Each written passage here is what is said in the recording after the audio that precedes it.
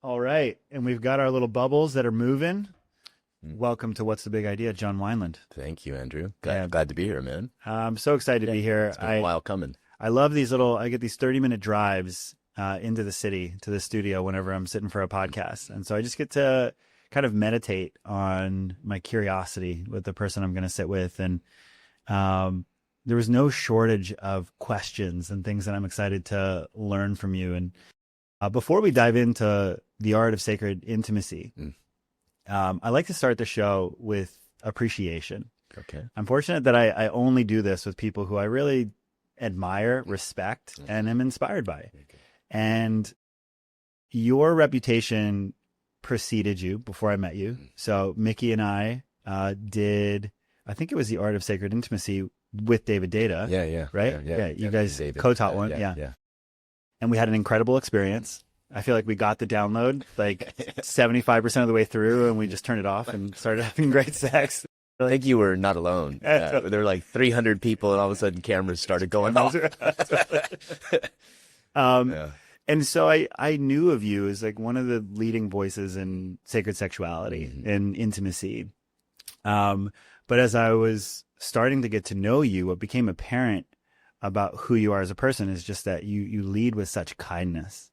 Thank you. And it's truly one of my favorite things about you. And it was fun to see as we started to weave kind of like through direct community, extended community, but I think that everyone really started to touch that. And so one of the things that I love most is people who are having an impact, creating outsized success, but doing it with real kindness and, leading with that so forward. And so I just want to say, man, that's something that I really respect and admire about you outside of the absolute mastery that we get to dive into today, but that you get to do that and build a beautiful business, really leading with kindness. Thank you. Yeah, no, I love my job. I really do, so yes, it's easy to be happy and generous and kind and loving when you love what you do as much as I do. Beautiful, man. Yeah. So one of the things I like to think of this podcast is not just a conversation, but something with like a clear goal that we can then throw out the window. But it's like, where are we going? So like what I think about with this is like if someone were going to listen to this for 75, 90 minutes, that they would walk away with this and they would have a clear understanding of what is sacred intimacy. Yeah. Like, how do we do it? Why does it matter? What are the practices that help us to bring this into our most important relationships?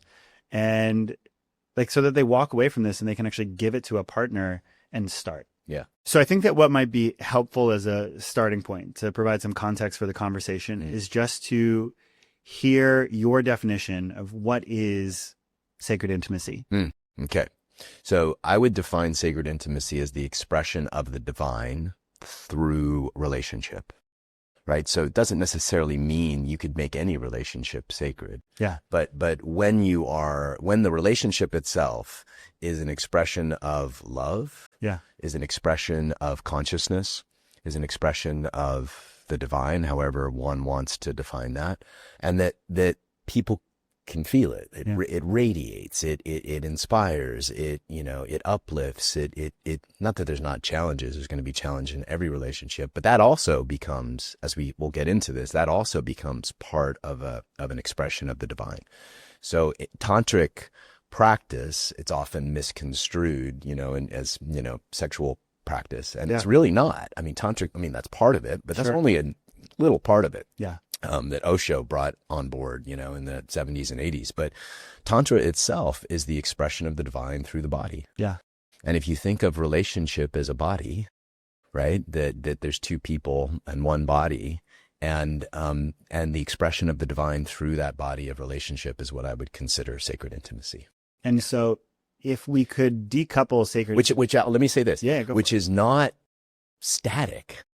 Like, it's a constant gesturing towards, it's a constant leaning into, it's a constant sort of opening up as. It's not like you hit sacred intimacy and then all of a sudden you are, floating, above ground and everybody's worshiping you. It's not that. It's actually it's like any great meditation. It's a constant leaning into the practice of how do we devote ourselves to love to a degree where our lives are transformed, our lineages are transformed, and the community around us is transformed.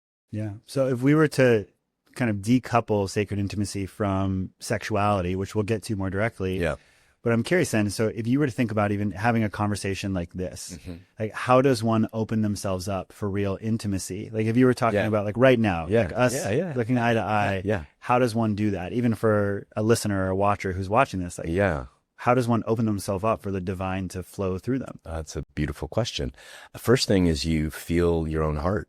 Right. So there are certain parts of the body, certain, energy centers. Some people will call them chakras, but there are different parts of our bodies. And as we are in relationship in any moment, to the degree that we're actually feeling the depth and weight of our own heart, or the depth and the weight of our own consciousness. Right. So those things are practices that we can, bring to every conversation. And as we do that, then we are in an expression of something greater than ourselves. And so the way that I define the divine is the merging or the integration or the dance between consciousness and love, right? And conscious love is to me the greatest expression of the divine, right? So if we are tuning our bodies at any moment, walking down the street, walking into a party, having a conversation with this, and we're tethered to the flow of love that tends to move through the heart and the flow of consciousness or the expanse of consciousness that lives in the mind, mostly in the mind, right? At least in my experience, then we are tapped in to the divine and people feel us. People feel that we're actually connected to the heart. Yeah. Right? People feel that we're connected to consciousness and their nervous systems relax. They feel more at ease. They're able to just be more themselves. They sort of drop into this sweet sort of semi-parasympathetic experience. And we have that capacity pretty much all the time. We just don't use it. Yeah. Yeah. It reminds me of, I was in the Turkish Baths in New York with my friend Taylor. I used to do these bro dates with the guys who I really loved and wanted to be friends with. And we were in there and he was reading The Surrender Experiment. And he just introduced me to Michael Singer while we were in there in the banya. It's like 240 degrees, crazy. And he just asked me a simple question. He says, "How's your heart?" And when he asked me that question, I was probably 24 at the time. And I remember really thinking about it. And I was like, oh, I don't know. And it was the first time that I had ever tried to consciously tap into heart space. Yeah. And then I remember just sitting there in the bath and we were just breathing and meditating.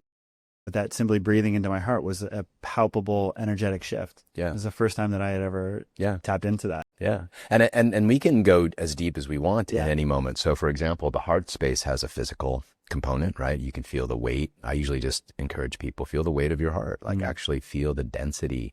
It's a dense muscle. Yeah. A lot in there. Feel the weight and shape of your heart. And just that tends to bring people into a deeper presence. Yeah.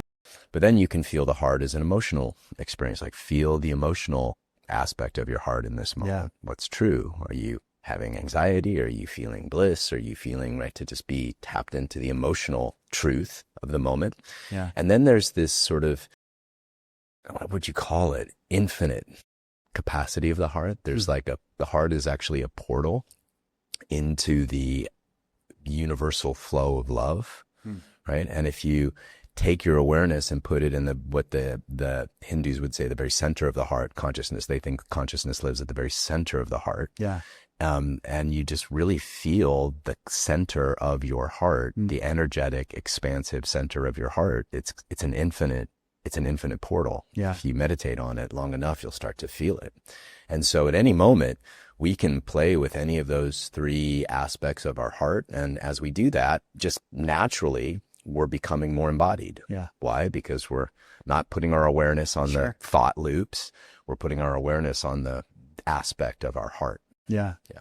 You know, an interesting thought that's coming up as I'm listening to you, and not even as I'm listening to you, but as I'm feeling you and feeling myself in the conversation, it's such an important reminder is a lot of the people who listen to the show, watch the show are entrepreneurs, CEOs, founders. Yeah. And a lot of people that I work with personally are pursuing executive presence of like how to feel more confident, command more authority. Yeah. And so much of that discipline revolves around practices and tools and skills and frameworks. Yeah. And I think that what I'm reminded of just being with you is like that what it is that you're after is in the word, which is presence. Yeah. And then it's like, it's not in the mind. It's not a doing, but it is a being. Yeah. And so I think that so much of your work and how it's touched me personally and so many others that I know is that it is a practical pathway into that kind of presence. And like from that, so much is possible when it comes to connection. And like, it's a yoga, as my teacher would say, it's a yoga, it's an art, right? It's a practice. And the key that I see is, where do you place your awareness? Like, where is your awareness on a moment to moment basis? Is your awareness in a thought? Is your awareness in a future moment? Is your awareness, right? Or is your awareness somewhere in the body? Could be the heart, could be just below the navel, especially for women, like the womb space is, you want to talk about an infinite fucking space of creation. Yeah. The womb, as you just figured out, right, is the infinite space of creation. And so if we put our awareness in certain aspects of our body, the root, just the root and the connection between the root and the earth. I mean, there's so many places we can put our awareness. And as we're doing that, I would argue, to go back to your initial question, is we're becoming more connected to the sacred. Yeah. We're becoming more connected to the parts of us that are infinite and sacred, and really portals. Like I actually see the chakras as portals to an infinite, each one an infinite space. And as we start to, really expand our capacity to be aware of where we're putting our awareness, then I think we get more, how would you put it? I'd say present, right? Present, I think you'd put it, but I think it's deeper than that. I think we actually get more connected to the connected divine. Was the word that's coming to mind. Connected to the divine. Yeah. Incredible. Well, I'm so happy that we started there. So I have at least like a morsel of context of like, what is it that you're talking about? What does it mean to you? Yeah. And then I'm curious, if you were to go back into the first moment where you first experienced this, connecting with the divine and having it flow through you in relation or connection with another. Like, what was that first moment where you were just like, holy shit, what is happening? Yeah. Where you didn't have the words to describe it yet, but you felt it. Well, what was that moment for you? There were a few, and it was a lot around my early training. So, I've been a Buddhist since I was 7. So I've been chanting my whole life. And I remember as a little young Buddhist, chanting for an hour or two and having the experience of like really like feeling the leaves hum and feeling just everything in the present moment, walking out of this, temple that I was practicing in, and just having this experience of God. Yeah. Right. And that experience did not become relational, sadly enough, until I, met my teacher and started to learn that this is actually relational practice is spiritual practice. Yeah. Is spiritual practice. And so I would like to think that the moment that I really felt it was, I don't know, a year or two into my practice. How old were you at the time? 42. Okay, cool. 42. Yeah. Right. Yeah. I found David when I was 42. Yeah. And oh man. Yeah. Okay. So no. The other moment came. So the first workshop I went to, this is what had me fall in love with this work. Yeah. So the first workshop I went to, we pair people up. Some of them are couples, some of them are not couples. So I was in this experience of, being put in front of a woman just randomly. There was 200 people in the room. Yeah. And this was not a woman that I would have been physically attracted to. She was in a wheelchair. It was like one of those things where I was like, wow, I'm going to have this sacred practice with this woman that I have no attraction to. And I'm not exactly sure how this is going to work.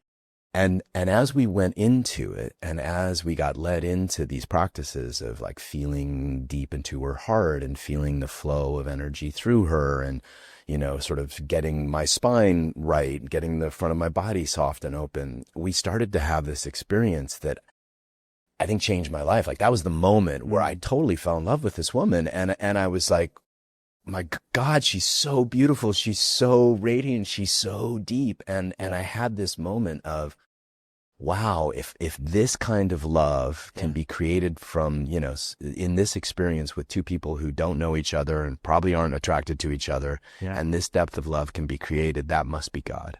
That must be God. And I've learned over the years that's possible to create in any situation.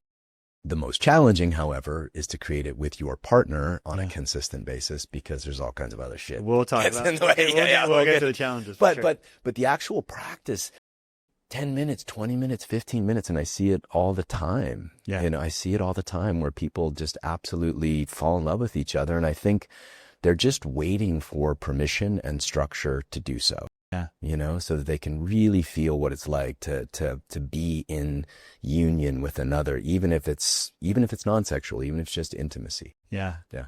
I mean, it brings me right back. I'll say one thing though. Someone is about to tell a good story when they get super giddy and start laughing before. My mom, who's a speech coach, would always say, it's like, never tell a story, only relive a story. Okay. And so it's just fun to watch you going back into the moment, right? It was a game changer for me. What a moment. And I'll have men and women all the time say to me like, well, how do I practice with somebody that's not my partner or that I'm not attracted to? And I tell them that story. Yeah. And then I watch them have that experience. Yeah, totally. And so it just proven to me over and over again. There was a moment where if I were to answer that question for myself, it was, we got introduced to Barbara Carrellis and Urban Tantra. We did a very short training. And I remember, she said that orgasm in the West is correlated with the release of tension. So orgasm in the East is correlated to a release of tension, a cultivation of energy, and a connection to source. Mm-hmm. And she just had us do, simple partner breathing and yab yum. Yeah.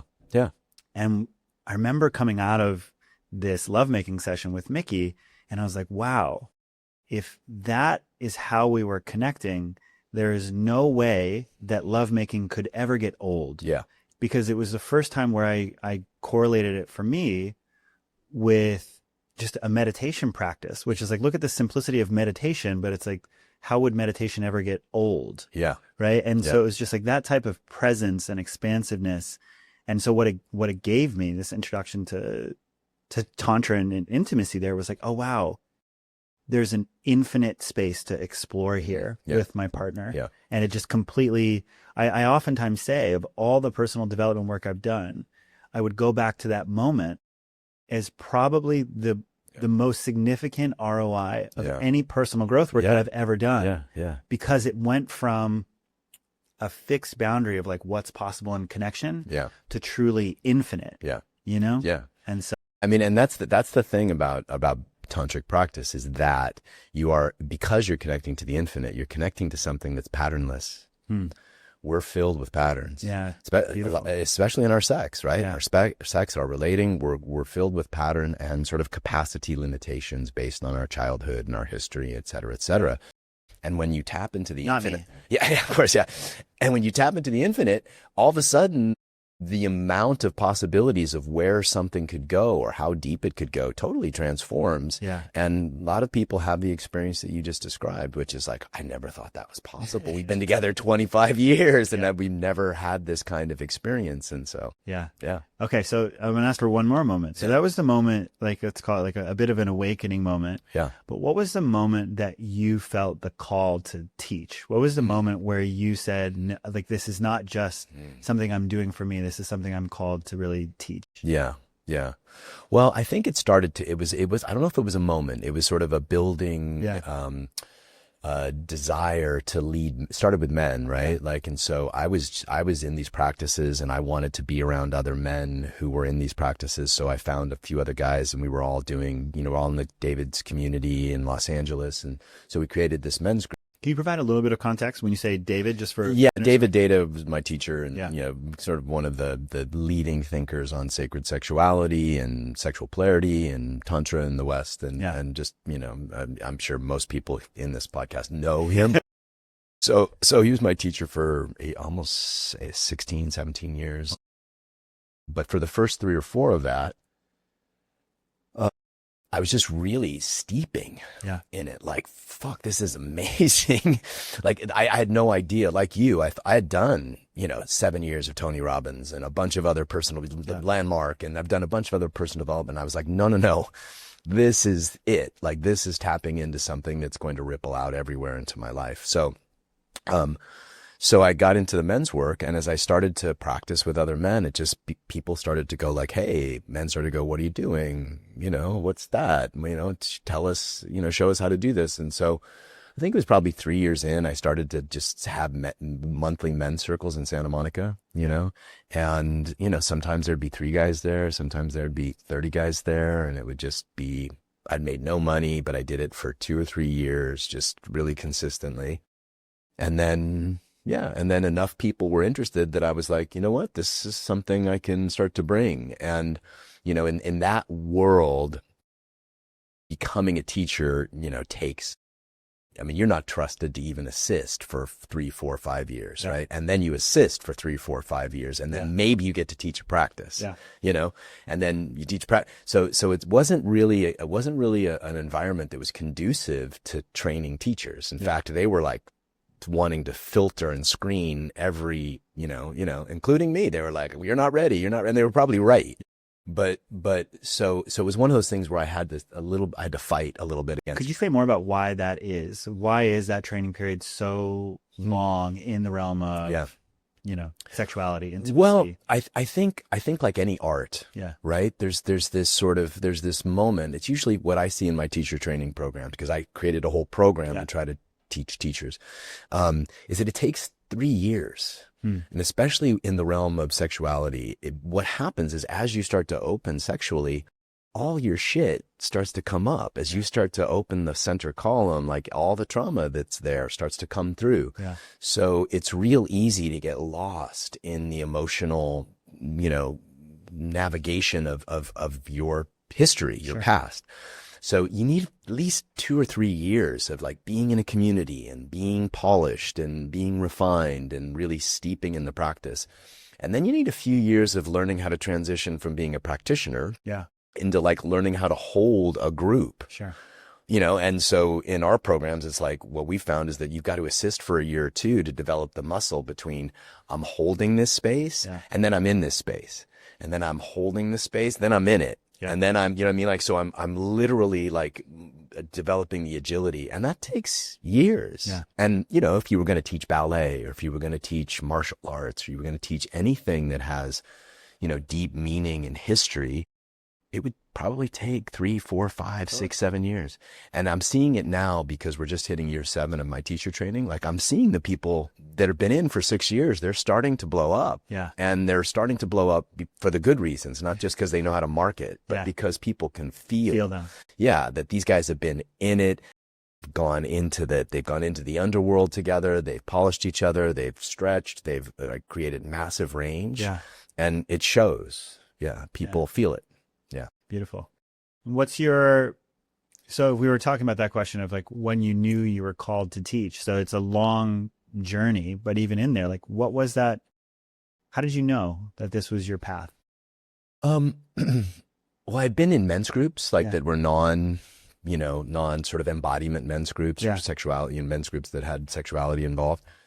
And I could just see where guys were bumping into like the same ceiling, even in Mankind Project, which I was part of. Yeah. I think you were probably part of too at one point. Yeah. Yeah, I know and so Mankind Project and 12-step men's groups and things like that, guys were just like hitting something that I was actually like finally breaking through. And I just kept watching my friends kind of struggle in the same closures and the same patterns and the same kind of mind loops and the same disembodied distraction of their lives.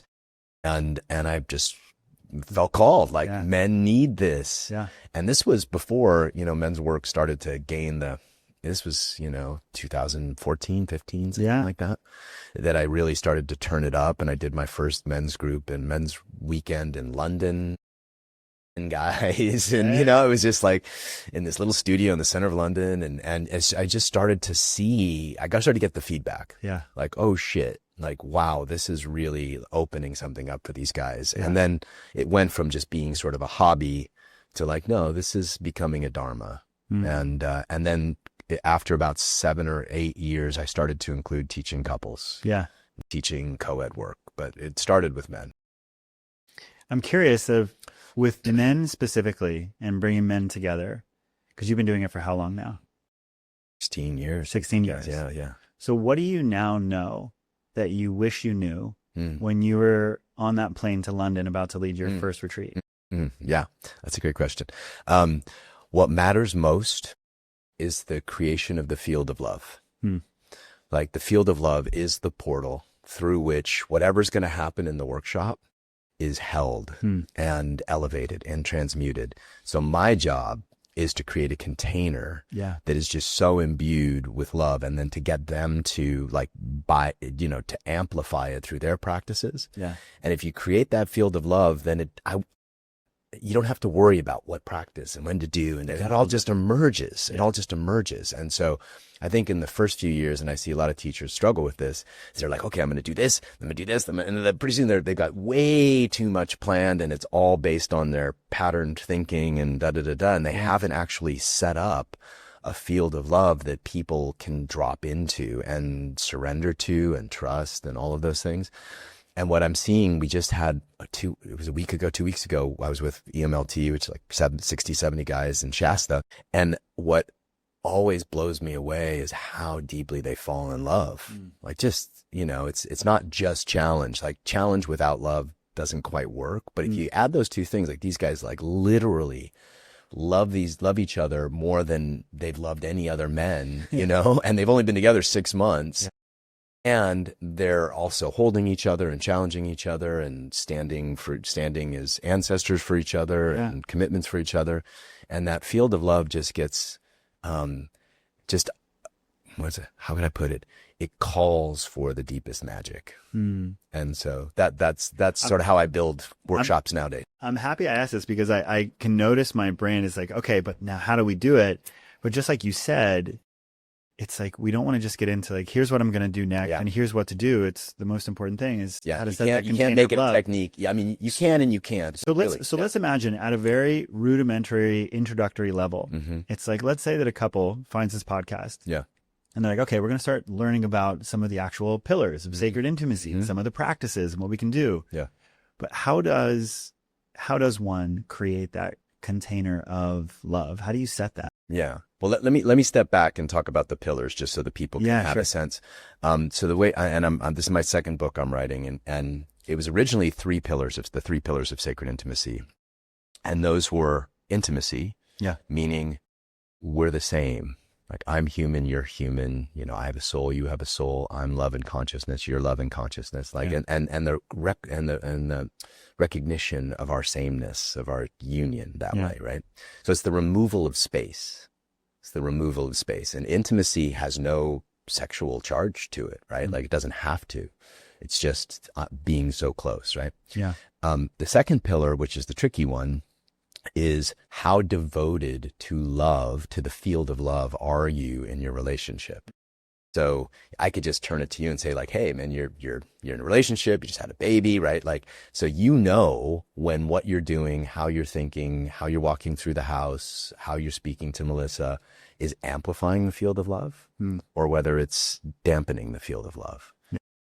And so in a relationship, if we are devoted to the constant sort of awareness and amplification of the field of love with our partners, and there's many techniques for this, but I'm just wanting to set the stage. Yeah. That is a pillar to sacred intimacy. If we're devoted to being right, if we're devoted to being safe, if we're devoted to getting our way, if we're, you know what I mean? That's not going to build the temple, right?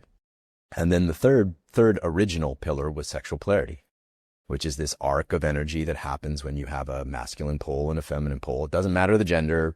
Switching is totally fine, and same sex totally fine, but you have this masculine and feminine pole, and each partner turns the magnets up on their pole, which then creates this arc. So now you've got like juice, you've got intimacy, and you're celebrating the difference, and you're celebrating the sameness, and you're held in this field of love. And then recently, part of my own experience as well is that there's a 4th pillar. Actually, I think it's the first pillar that I'm going to write about. Wow. And that is your own deep work. That if you are really committed to love, then you have to ruthlessly hunt the things in you, the wounds in you, the patterns in you that keep you from being able to devote yourself to the field of love. Yeah. And we all have our own shit here, but that's something that I think people still I really felt it was important to put in because people will skip that and just think that they're going to be the right one. I'm going to finally call in the one and then it's all going to be good. But that's not how it works. You know, we're bringing epigenetic trauma. We're bringing our childhoods. We're bringing all the stuff we inherited from our parents. And if we don't have a practice dedicated to that elevation, excavation, transmutation, then we are not going to be very good in the field of love. Yeah. So those are the 4 pillars. And the 4th pillar, just so I know the word, would you call it personal work? I would say doing your own deep work. Doing your own deep work. Yeah, doing your own deep work. So to reiterate, so we've got intimacy, we've got devotion, we have polarity, and we have doing your own deep work. Yeah. Work. And then with any of those pillars, you know, I kind of consider those things to be like pillars that are holding up a temple, right? And if any of those pillars, and when I talk to couples and I say, here are the pillars, you know, rate yourself 1 to 10, like, where are you guys in this? Inevitably, there's one pillar or another that's shorter than the other, or cracked, or just completely demolished.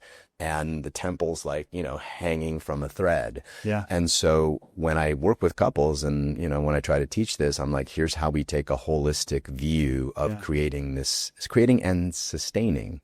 Because everybody can be in sacred intimacy for 6 months. Totally. You know, maybe a year if you're lucky. But how do you sustain it? And that's the challenge.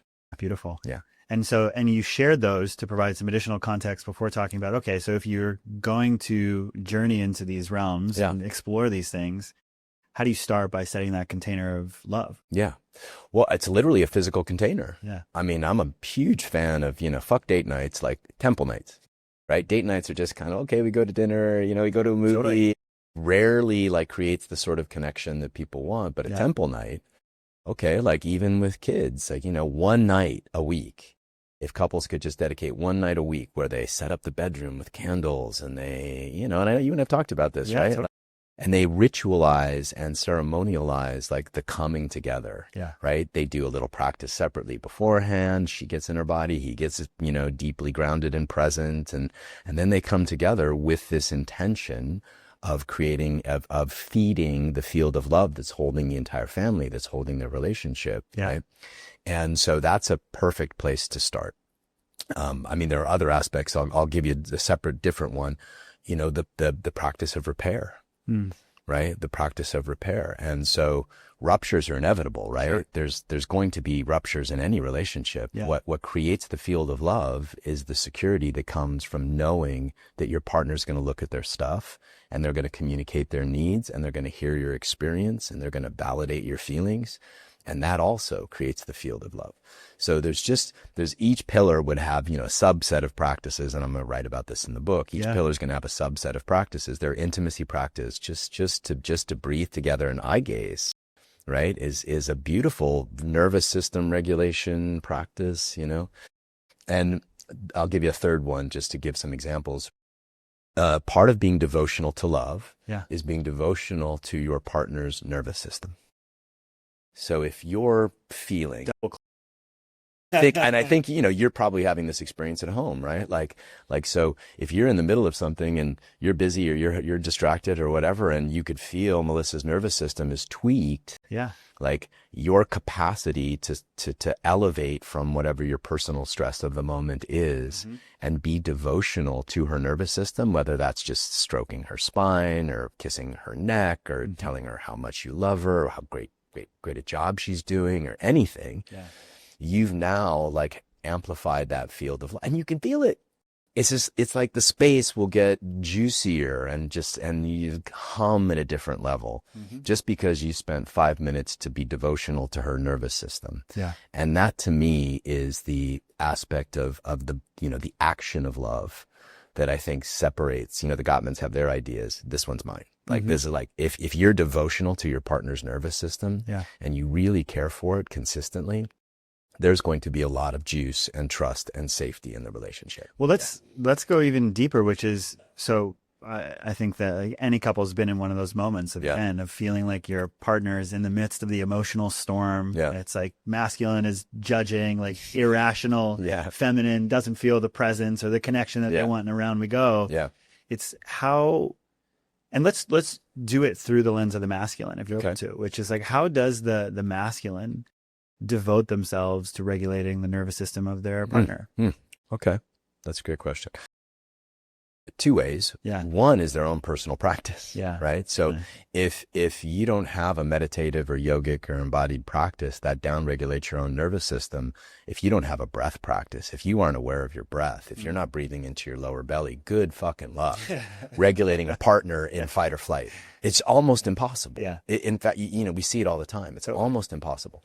So that's where pillar number one comes in. Yeah. Doing your own deep work, emotional work, yogic work, meditative work that really like grounds your body and your own nervous system. Yeah. For the most part, nobody's going to be there the whole time, but you can, for men, it's about mastering that.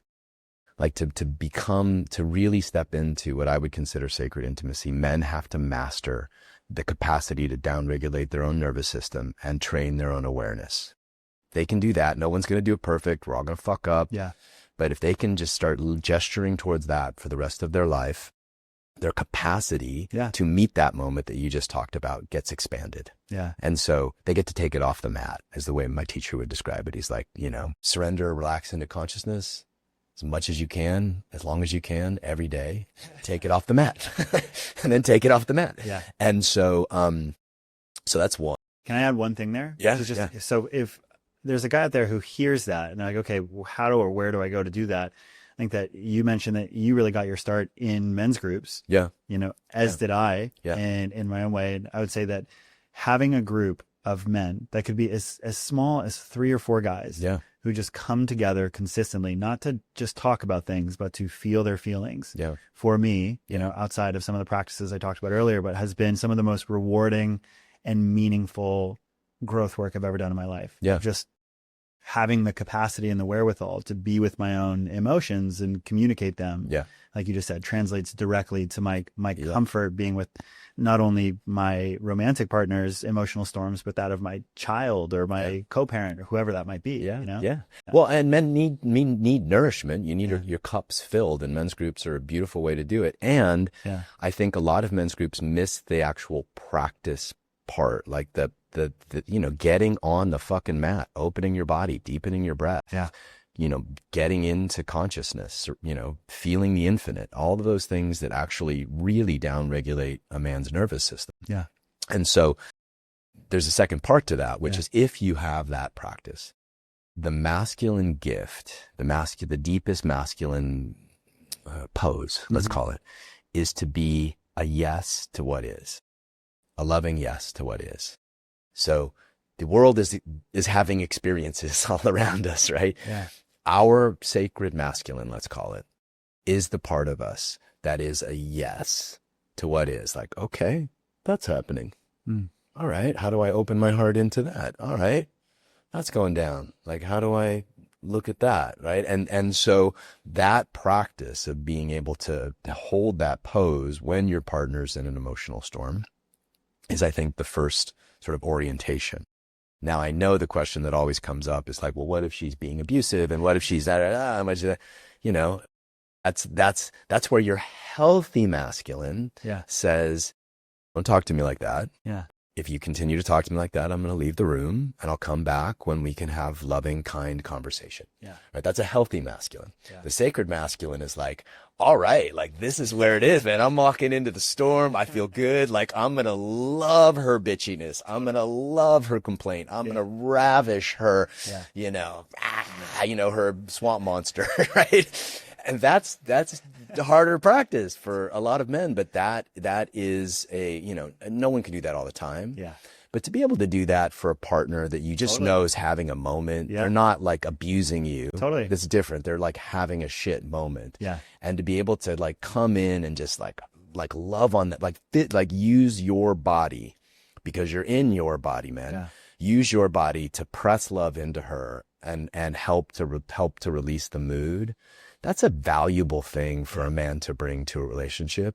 And it's absolutely a skill that can be cultivated. Yeah. Absolutely. Yeah. Oh, man. Beautiful.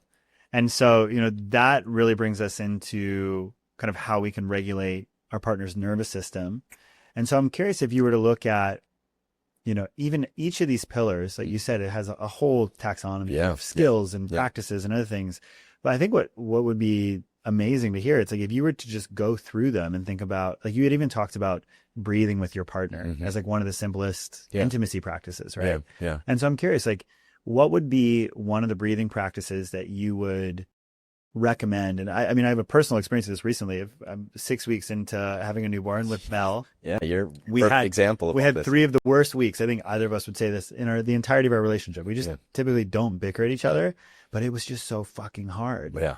And we had made in our relationship, we don't have temple nights, we have love dates. Sure. Which is like, again, we're going to come together, there's no phones, and it's about love. We have sex, which we typically do, but it's just about, we're just going to come and love the shit out of each other. Yeah. And we'd crossed wires, and like I had forgotten some things I was supposed to do, and like she didn't do something she was supposed to do, and the energy was just off. But we had a love date. And I just remember that we sat in the bedroom and I was like, hey, can we just breathe together? And this is not typically we just have such a natural sexual connection. Yeah. We just go there so effortlessly. And so I won't typically start with just like conscious partner breathing. Yeah. And I was just like, we need something to bring us on to center. Yeah. And we just did 20 breaths, just like same time in sync. And I was just so amazed at how turned on I was in my body. Yeah. And like same thing for her. It was like, oh yeah, even that we have a beautiful sexual connection. Yeah. But just 20 breaths. Yeah. And in sync. In sync. So the in sync thing is important, right? Like, very much. And so the in sync is what trains the nervous systems. Yeah. It's basically what allows you to feel each other, right? You start breathing together, you're going to start feeling each other more. It's just physics. Right? So how would you like set up that scene for someone who wants to do this with their partner? Well, I think you did it beautifully. I'd say follow Andrew's lead on that. Yeah. I think you did it beautifully. And so let me tweak the scene a little bit. Yeah. Like, let's say there's a scene where your partner is in a mood, and they are in fight or flight, right? Yeah. Fight, flight, or freeze. Their nervous system's lit up, right? And you want to like work with them. Speaking to the men now, but this works as well when your man's freaked out, right? Sure. So whoever's the most resourced is in charge. Right? It should be leading the moment, Totally. right? So if you're more resourced, and then your partner's having that moment, then you can actually bring them into the present moment. Yeah. So what's happening is that they're either trying to escape the present moment, escape their bodies, or they're in some future moment or some past experience. They're not here. Yeah. Right. It's a kind of a trauma response, a little mini trauma response. So first thing you can do is put your hands on their upper thighs and just start pressing down, right? Just start like grounding them. Yeah. Or you can brush their heart, right? So when people get dysregulated, the energy goes up to the head, right? Yeah. And then thoughts start going crazy. So as partners, we can actually start to down regulate by grounding, bringing the energy down. That's kind of a good way to think of down regulation. So this works great for men, like brushing a man's chest from the top of his heart down to below his navel and just brushing the energy down. Yeah. So hands on the thighs, brushing the body down, words of affirmation, words of reassurance, like, I love you. We're on the same team. Yeah. I'm not going anywhere, baby. We're going to work this out. We're just in a moment, just anything, soft voice, like literally using your nervous system to penetrate hers in a way that kind of just drops it. And I've seen this enough to know that it takes a minute, maybe 2. It's crazy how quick it can happen if it's done with, kindness and consciousness and care. Yeah. And so that would be just a couple tricks of the trade. There are a few more, but especially for women, to ground them and to contain them with your energy. Yeah. Right. So the feminine, when she's in a moment like that, her energy is just getting like bigger and bigger. The volcanoes started to right. And there's a containment. So doing this is containment. Doing this is containment. Breathing is containment. You're containing her. Wrapping her body in your conscious awareness is containment. Putting your hands on her shoulders, holding her tight, like anything that contains the physical and emotional body will help to downregulate her nervous system. And you should see it right away. Yeah. Yeah. This may be really nuanced, but I'm curious your thoughts on it, which is when we are really in this place of just energetically attuning to our partner. So I feel like I've heard you use the words in the past of penetrate them with your presence. Yeah. Right? Yeah. And so I'm curious if in those moments of, again, when the storm is present, energetically getting bigger to contain it versus penetrating with presence. Yeah. What's the discernment there of like where we go? It's an interesting yogic move, to be honest with you, right? It's both. Yeah. I'm pressing my heart. I'm pressing this part of my body, the center column of my body. If you can't, you're listening on a podcast, but the center between the throat and the perineum. Yeah. I've done my practices, which clear this part of my body, which relax and open this part of my body. It's where the vagus nerve is. It's where the heart, the spine, like it's the big area. So I've opened this part of my body, and I'm present in this part of my body. I can feel, you could just do it now. I can feel like the base, the root. I can feel the heart. I can feel the throat. I can actually consolidate my energy into the center column. Yeah. And it becomes this column of presence. Yeah. That can be pressed into another just by will and breath. Yeah. Right? But you have to be full with it. So this idea is I'm so full of presence that actually pressing it into another, like you would a light, or you would, a light mist or a fog, like pressing it into her body. Through your eyes. You can do it through your eyes. You can do it through the front, opening your heart, pressing your heart into her heart. Sometimes, guys are like, think of it like a heart penis that's penetrating her, right? Yeah. And penetrating her, pressing your belly into her belly is a way to do that. So you're penetrating her nervous system with conscious love and presence. Yeah. And wrapping yourself around her. So it's kind of this move of in and around. Yeah. And it's an energetic, it's, martial arts of a sort, but we work on this in workshops all the time. You literally see what happens to people. Yeah. Like David actually used to do this exercise where the woman would storm, like full on storm. Yeah. And the man had to walk into it with breath and presence and then wrap her up. And it was, it's a high risk move. It's a high risk move, but it would be so amazing to see how often it just like he went in, like press belly in, heart in, the whole front of the body in, hand on the lower spine, other hand behind the heart, just breathing with her, like breathing down her energy. And they would often start weeping in a few moments, so, it's a yoga. And these things can be practiced energetically. And the reason why I love to teach men solo is because it's cool to teach them this stuff solo. Yeah. Before they go home and clunkily try to figure it out on their part. I think that for me, something that helps me to do that, I think that for men who are navigating this type of energetic attunement is like, we have this mechanism in our relationship called held, heard, or helped, which is like, when I'm hearing Melissa, like typically if she's in some sort of reactivity, I can ask, because I'm unsure of like, if you're presenting what to me occurs like a problem, right? Masculine man wants to go into solving, but I just a check-in of like, just to clarify, like, where should I be listening from? Like, do you want to be held, heard, or helped? And it's this permission, which is like held. It just means that she actually does just want me to be there with her. Yeah. And like when you talk about wrapping her up, like there is a power of just energetically being physically with her in the midst of that versus heard, which is she's just getting it off of her chest. She's venting. Don't try and solve. Don't present options. Validate. Yeah. Validate. Like, just like, hear me. Yeah. Unless it's helped, where she's actually looking for advice. Yeah. Very rarely looking to be. I love that structure, man. Yeah. That's this beautiful structure. Yeah. And I think the things that you're presenting, and I am too, we're presenting structures that actually help, like strengthen the temple, so to speak, right? And so the masculine gift in relationship is to help create structures. And I've seen you do this, right? Like, like practices like that and prayers before having sex and, creating temple, night or love nights or whatever it is.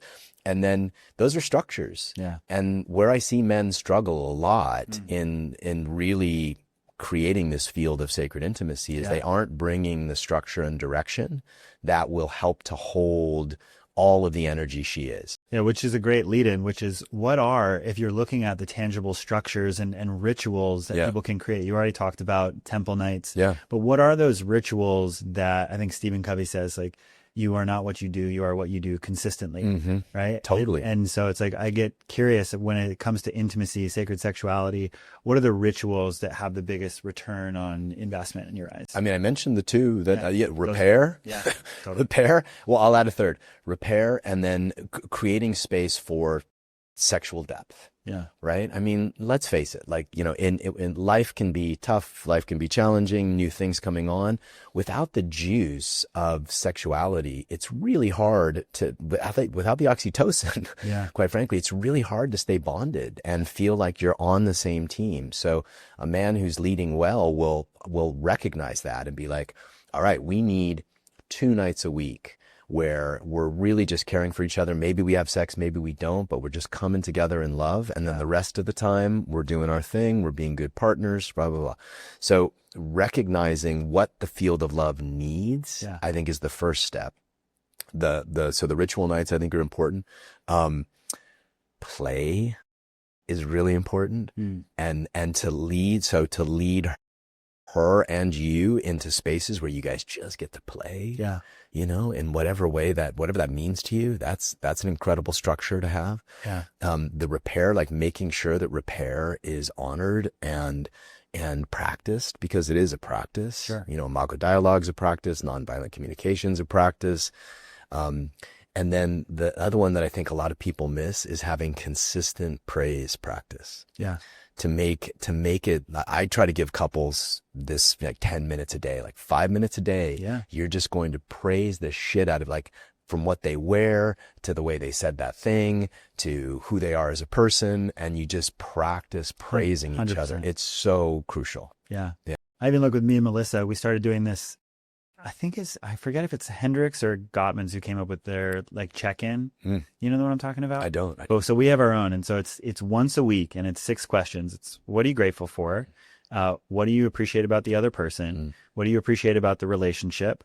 Do you have any tendies, which are like tender shares? What can I help you with next week?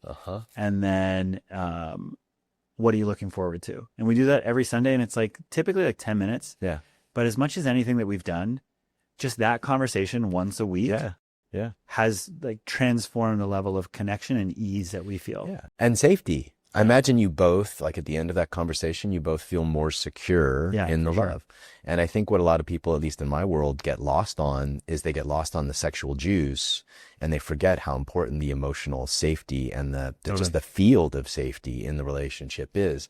So, I mean, I love, you have all these great practices. You're really a perfect example of how to lead structure, the creation of structure, and get Melissa's buy-in, obviously, and her feedback and what feels good to her. Of course, it's not like you impose these things on her, but I imagine there's a co-creation of these things that like are the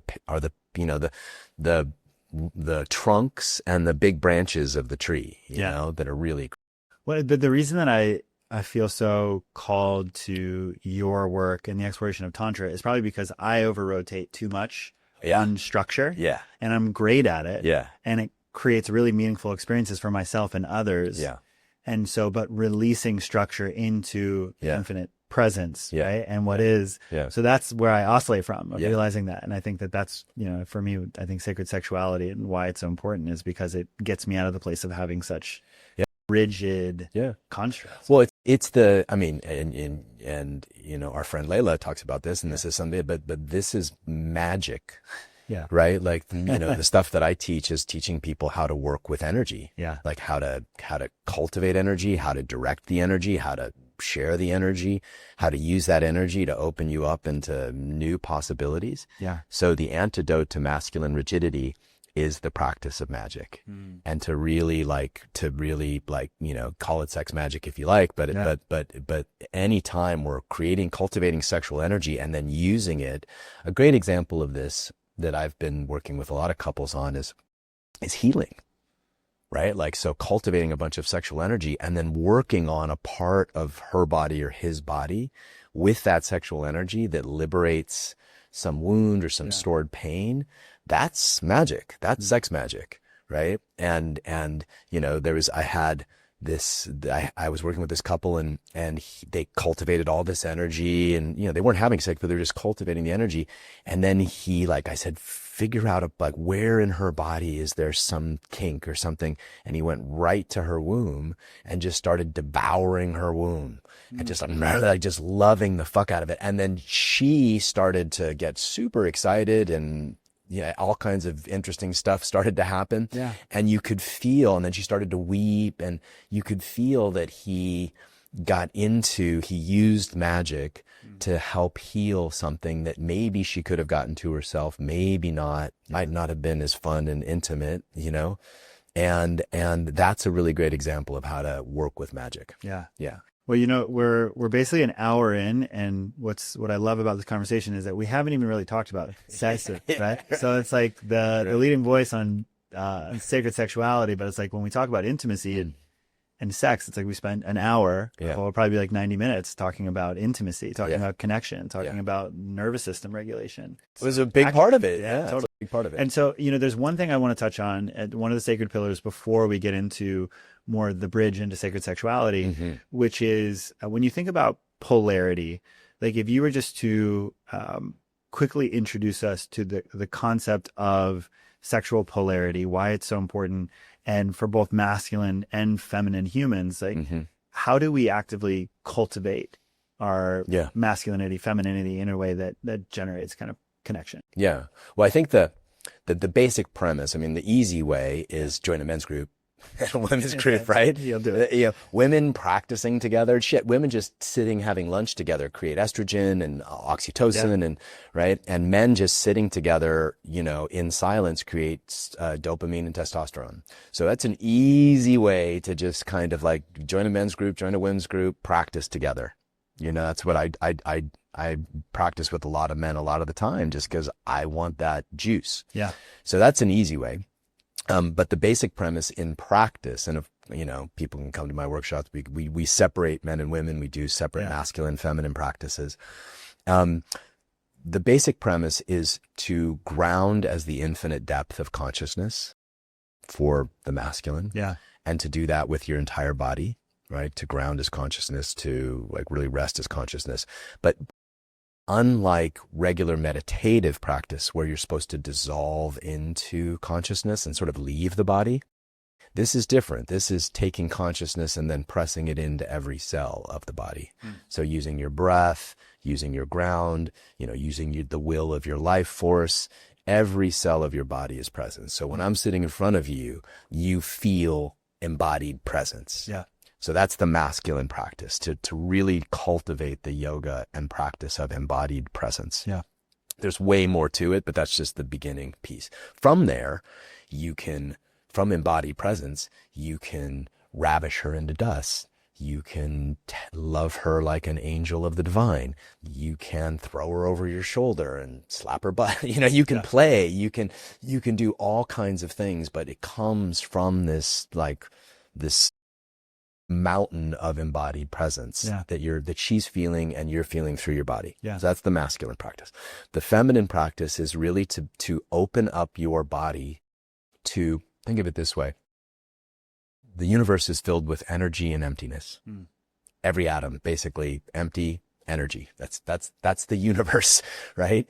So the masculine wants to tend towards emptying, right? Emptying, being both empty. Consciousness is both empty and full. It's a weird, practicing with consciousness is an infinite practice. So, but the feminine is meant to take all of the energy of everything happening at once and move it through the body. Everything all at once. Everything happening all at once. That is the feminine practice. So that means, how do I open my body to receive every ounce of starlight available?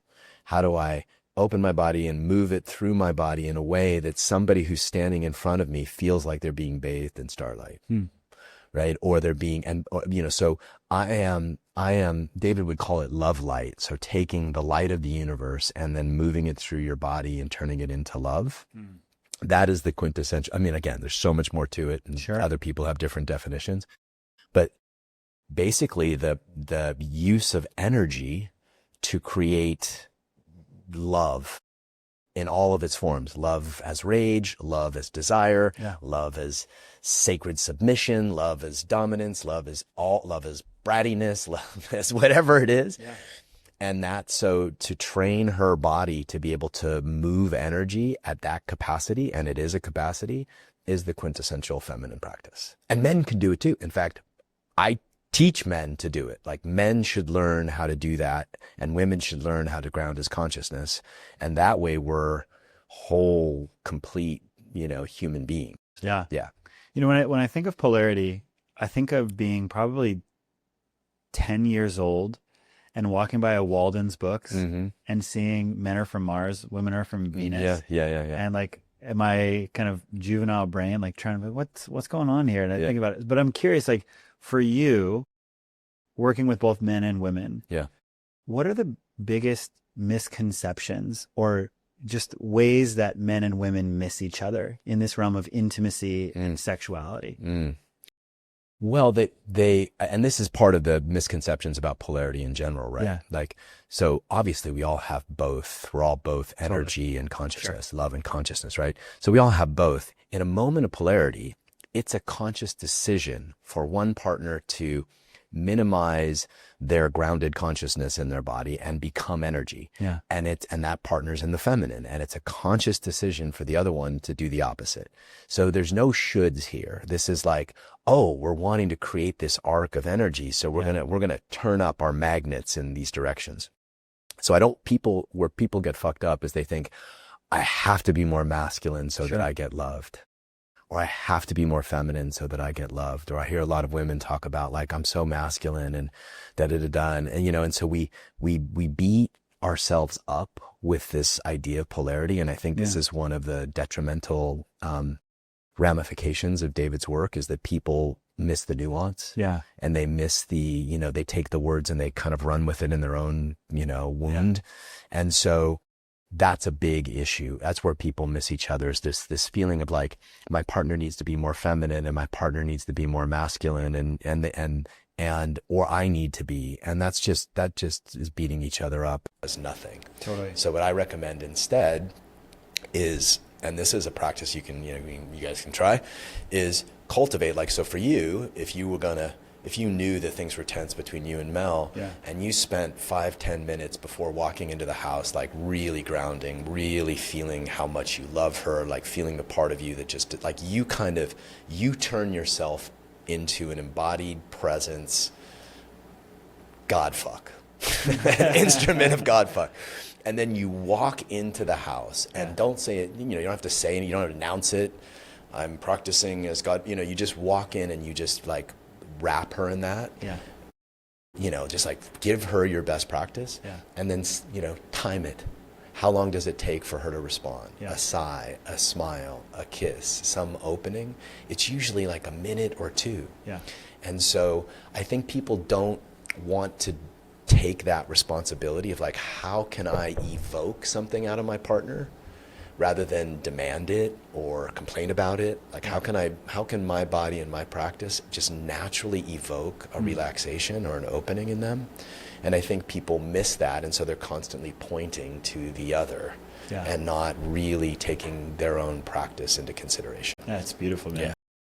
All right, so time to bridge into sacred sexuality. Why don't we just start? What does that mean to you? Well, back to the definition at the beginning, like sacred union is this sort of expression of the divine through the relationship. Yeah.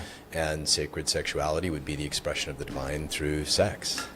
And, everybody's got their own opinion on what's divine. I happen to think anything that is the expression of consciousness and love falls into the divine category. But people can make their own decisions. And like we've been talking about, it's a practice. I mean, Tantra is a practice of using the body to express the divine. So it requires some training and some effort and some practice. And so sacred sexuality, I would say, is the practice of expressing the divine through the union of sexuality. Yeah.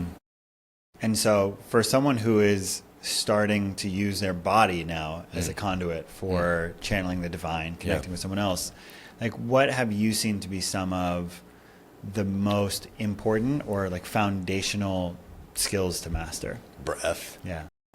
Breath, and breath. And it's just, endemic in our culture that people don't breathe, or they breathe really shallow. They breathe down to their solar plexus. If you're breathing down into your solar plexus, you're not bringing blood and life force down into your womb, down into your genitals, down into your abdomen. And so the first step in sacred sexuality is learning how to breathe. And learning how to breathe into the pelvic floor. All kinds of great ways to do that. I've got a bunch of them on my website. It's like you can find pelvic floor breathing anywhere. Yeah. So that would be the first step for people. And why is the breath so foundational? Like if you were to say more about like what that does for kind of opening up our pleasure potential, connectivity, like what's happening when we're breathing that achieves that? Yeah. Well, a couple of things. One, we're moving the energy, Yeah. right? Like, so breath, you could think of breath as a rail for energy. So I can use my exhale in particular to take the energy of my heart and move it into my hand. Yeah. And if I touch somebody with that hand, right, they'll feel it. Yeah. Right. So I can use the exhale to move the breath, move the energy as I want to move. You can move it through your genitals. Yeah. That's another trick. Inhaling is about opening. Yeah. Right? Opening and relaxing something. So if we want to be the conduits of love and consciousness, then the openness of our bodies are the most important things. Yeah. So, yeah. Beautiful. Yeah. I remember so open and then direct, I guess, would be the reason why it's so important. There's a few things of breath that really registered for me early on as I was opening up into the realms of sacred sexuality. But it was just this idea that someone had said that how, especially men, are introduced to sexuality is typically in secrecy and shame. Yeah. Of like you're hiding it. Yeah. And when you're doing it, you want to do it as quickly as possible, and you want to be as quiet as possible. Yeah. And so if those are kind of your goals, then you're not breathing. No. And if you think about like, again, and then someone gave me the example of like if you're running away from a tiger, you're not doing like meditative yogic breathing through the nose. Like you're like, like here, and that's where the energy comes from. That's going to like actually drive you somewhere. So even just that of like allowing breath and sound to be really animated and vocalizing. Again, it's like that's where I talked about the cultivation of energy, right? Yeah. And like for me, like that was just it. It's like I could grow and cultivate energy, like with it as well. Well, so I think you're bringing a good point to drop into sacred sexuality for men in particular, right? Yeah. Men learned how to ejaculate through stimulate, fantasize, ejaculate. Yeah. Thousands and thousands and tens of thousands, let's be honest, tens of thousands of times between, 10 and 20, right? Your nervous system is well trained to that quick, stimulate, fantasize, ejaculate thing. So part of the move into sacred sexuality for men is this retraining of your nervous system. Yeah. And what this looks like in practice is usually some kind of 3-part breath, breathing into the belly, the solar plexus, and then the heart. And then just creating a wave breath that opens up your center column while being stimulated. Yeah. And then rather than rush to ejaculation, you just keep breathing that energy and letting it move. I mean, it's one of the deepest, most simple practices if somebody wants a practice to take home. And it works for both men and women. Like, just stroke your partner while they're doing a 3-part breath and don't let them orgasm. Yeah. And just let them, kind of continue to cultivate the energy and see what starts to happen when that energy doesn't just, because women are rushing to orgasm too nowadays. Yeah. It's and maybe it's been this way for a while, but this rush to orgasm is actually a way to numb ourselves. And so part of learning to be more sacred in the bedroom is learning to defrost our nervous system from the way that we've prioritized orgasm. Yeah. I mean, I feel like I'd be remiss not to bring up the impact of porn on culture today and with young people. And I'd love to hear your thoughts, because you had talked about how women are rushing to orgasm now. And one of the things I remember reading, I think it was Arthur Brooks or not all women and not all men. Not all men, certainly. Of course, but if you just think about it again, it's like the prevalence of pornography, and that again, like how if kids are watching it at a younger age and then they are expressing that type of aggressive sexuality desire onto again, like adolescent girls who have like no awareness of self, then they Yeah. just, more than anything, want to be liked and Yeah. belong. Yeah. And so they reciprocate that, and like Yeah. that's what's normal. But I'm curious, like when you talk about, how essential spaciousness is, regulating the nervous system for this type of sacred sexuality, like what is the impact of porn, and what is the antidote? I would say for people who either have a relationship, don't have clear agreements around it, like what are your thoughts about it? I mean, that's such a huge, what the antidote is, the, $64,000 question.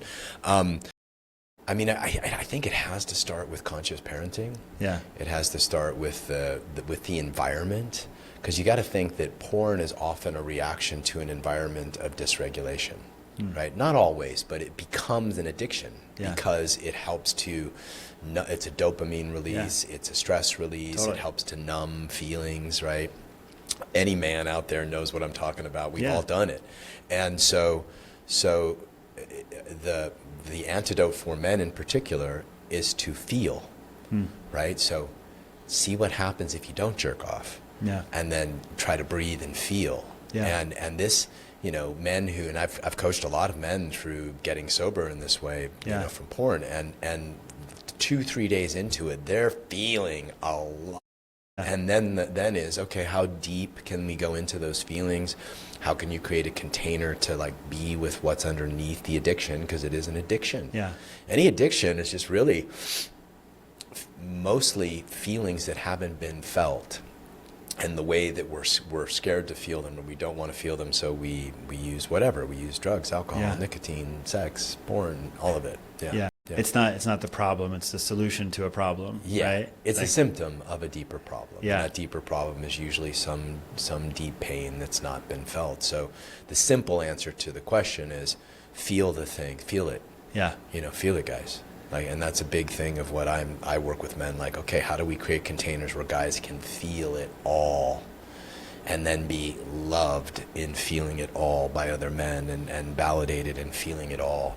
And that helps that literally does help to release the grip of the addiction. Yeah. Doesn't solve it completely, but it really does help create space around it. Yeah.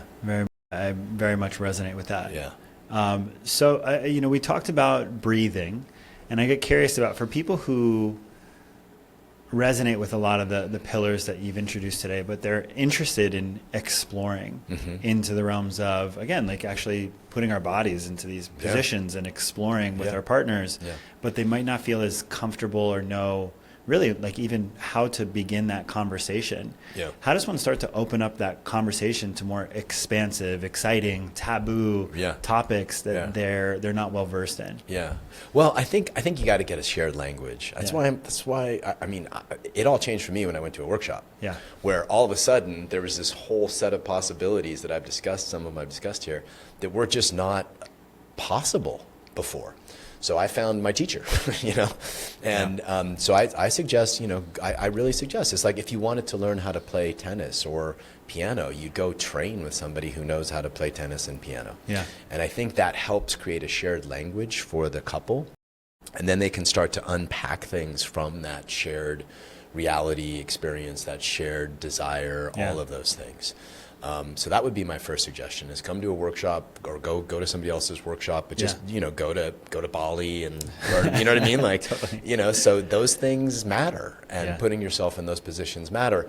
And then I think what happens is once you get the immersive experience, because most of us need immersion. Yeah. That's why I do 5-day. Not I do a couple 3 days a year, but 5 day, because you need an immersion. Yeah. And once we get immersion, then the arc of our practice starts to open up, and we get clear, like, okay, I really need to work on breathing into my lower belly. Yeah. I really need to work on withholding my ejaculation. Yeah. For her, we talked about men a lot, but for her, it's like I really need to be responsive in the moment with my true emotion. Yeah. That's a common thing with women, like to really respond with the true emotion in the moment.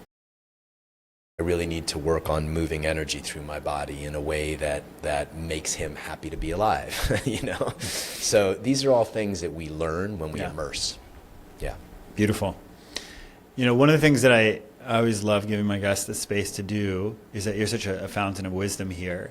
And I'm curious, if you look back over, the last 25 years or so that you've been studying, who have been, and obviously you've got David, and you can bring him up if you'd like to, but who else for you stands out as the most influential mentors that you've had in your life that helped you to codify your body of wisdom and approach to intimacy and sexuality? Yeah, I've had quite a few. I mean, you know, I'm gonna have to mention my daughter. You know, my daughter is like one of my greatest teachers. Yeah. You know, for 21 years, she taught me about like getting over myself and opening into love. She taught me about showing up in the midst of deep emotional pain, like how to be present and loving and open in the midst of deep emotional pain. Yeah. Would you be open to sharing some context about Claire so we can presence her in this space? My daughter died in 2018. She lived 21 years. She was an advocate and a spokesperson for children with special needs. She had cystic fibrosis, and it ultimately took her life. So we spent months. Yeah. I mean, during the time that I was learning, going and training with my teacher, Claire was in the hospital all the time. Yeah. I would literally go from Ojai to Long Beach, you know, go from, you know, and back. And so, yeah, she was really a teacher for me, circumstantially. I've had a teacher who... Well, before we move on there, but so you had talked about a little bit of it, of like what are some of the lessons that have been most influential for you in this work and as a teacher that come to mind? You had mentioned a few there, but I want to slow down a little bit, give you a little more time. Yeah. Sure. Well, the thing that I learned in my relationship with Claire that really it was like an aha. There's a moment in my marriage, and I just totally blew up my marriage. I'm a horrible husband, you know, because I was stressed out all the time, and I was numbed out, and I just started a new business, and my daughter was in the hospital all the time, and it was just, I had no tools. And so what I learned shortly thereafter, after I discovered this work, was that it doesn't matter what's going on doesn't matter what's going on, you can still open into love. And so what I started to realize was like, I can't neglect my partners because I'm in so much pain and fear over Claire all the time. Yeah. Like I have to show up, I have to love them, I have to give them everything, I have to learn how to do that while my fucking heart is being ripped out of its chest. And I think that lesson, like literally learning how to come home from the hospital, get in my body, crawl into bed, love my woman to God, right? You know what I mean? Kind of thing. Yeah. And then, you know, get up the next day and do the same thing. That was the dojo for me. And I try to explain that to people, like, I don't care how pissed you are because he was an asshole yesterday. You know what I mean? Like, you really can make the choice to open into love above and beyond whatever's your personal experience is. And so that was a major lesson, and that's one that I try to really impart to people. Yeah. Because we don't have much time, man. Yeah. We don't have enough time. Like, it's all about love. Yeah. Right? And we're wasting so much fucking time.